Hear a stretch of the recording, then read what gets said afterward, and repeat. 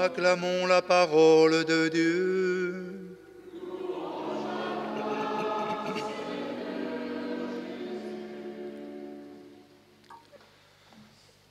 C'est vrai, on n'a jamais fini de découvrir quelqu'un, même s'il nous est très proche. Au sein d'un couple, la présence de l'autre doit normalement, au fil des jours et des années, faire grandir l'amour. Rien n'est pire que l'habitude, dans toute relation d'ailleurs.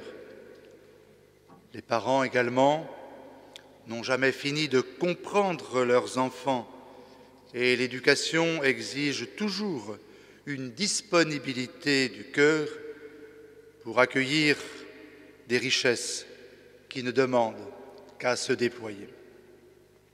Ce qui est vrai d'une personne l'est tout autant d'une lecture, surtout lorsqu'il s'agit de la Bible. Bien sûr, cet épisode de la résurrection du fils de la veuve de Naïm, je le connais comme vous depuis longtemps. Je le trouve très beau car il nous montre l'humanité profonde de Jésus. C'est la raison pour laquelle d'ailleurs j'ai souhaité que dans le chemin de la miséricorde mis en place dans la cathédrale à l'occasion de l'année jubilaire, soit placée la parole de cet évangile à l'autel du Saint-Sacrement. Voyant cette mère, le Seigneur fut saisi de compassion pour elle. Mais je dois vous avouer que je ne m'étais jamais arrêté sur une notation aussi simple que brève. Lorsque le jeune mort se redresse, l'évangéliste ajoute « Il se mit à parler ».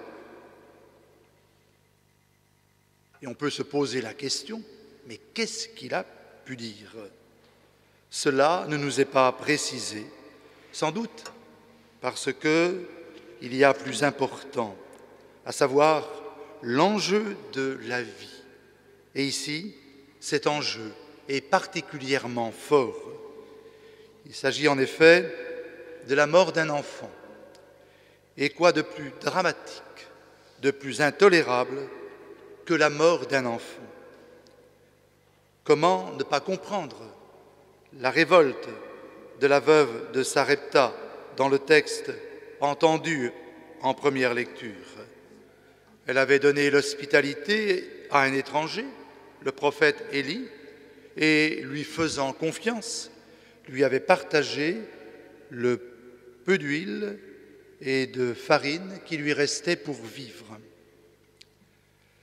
Dans l'Évangile, la veuve ne dit rien, ou plus exactement, ses larmes disent tout. Le cortège funèbre qui l'accompagne en croise un autre, celui de Jésus, accompagné de ses disciples et d'une grande foule. Il n'est pas difficile d'imaginer, en raison de sa composition, que ce cortège manifeste la joie de la rencontre, du partage, la joie de la vie. Et aussitôt, le regard de Jésus se focalise sur une seule personne, la veuve, comme la caméra d'un cinéaste se fixe sur un gros plan. Alors, nous dit l'évangéliste, Jésus est saisi de compassion, littéralement ému aux entrailles. Magnifique expression qui n'est autre que celle de la miséricorde. N'ayant plus ni mari, ni de fils, cette femme n'a plus rien pour vivre. Elle est aussi menacée dans sa propre vie.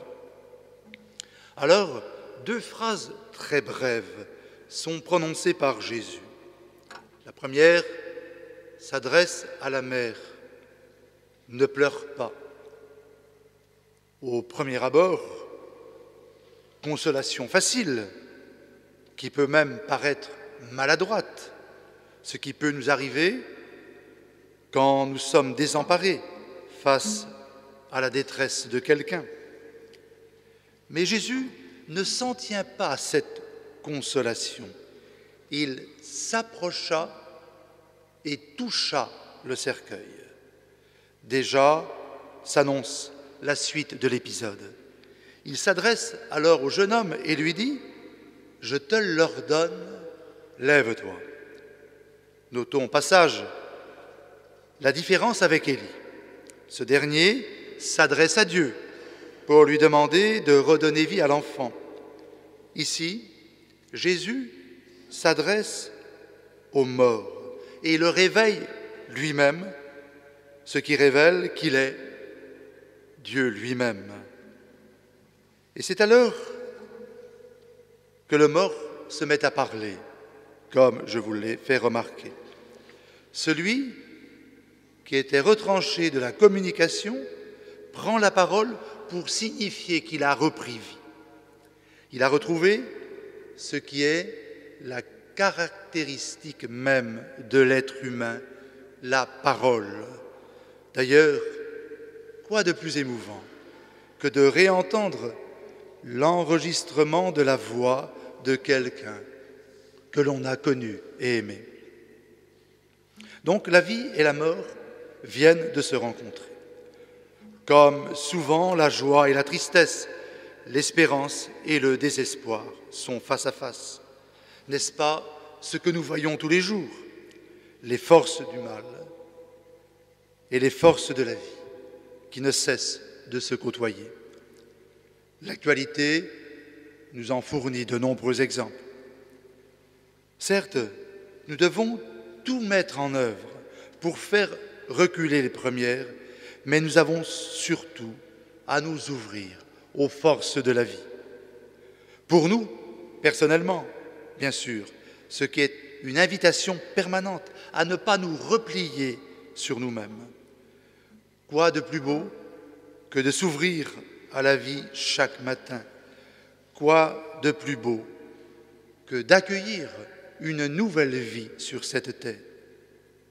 Mais aussi pour les autres, en sortant de nous-mêmes, pour lutter contre tout ce qui rapetisse la vie, la dégrade, peut même la tuer, pour travailler à tout ce qui fait vivre et revivre. Face aux forces de haine et de mort qui jettent sur les routes et les mers hommes, femmes et enfants contraints de fuir leur pays, ne restons pas fermés sur nous-mêmes, paralysés par nos calculs égoïstes, déjà saisis par la mort. À l'exemple des témoins de la scène évangélique qui se mettent à rendre gloire à Dieu, à chanter la joie de la vie, témoignons de cette bonne nouvelle d'une vie toujours renouvelée, de cette résurrection qui est au cœur même de notre foi chrétienne. À nous de trouver, comme Jésus, les gestes de compassion, de nous rendre proches, de toucher le cœur. Cet évangile nous rappelle qu'avec Jésus, nous sommes vraiment entrés dans l'ère de la miséricorde. Et nous ne manquons pas le rendez-vous. Amen.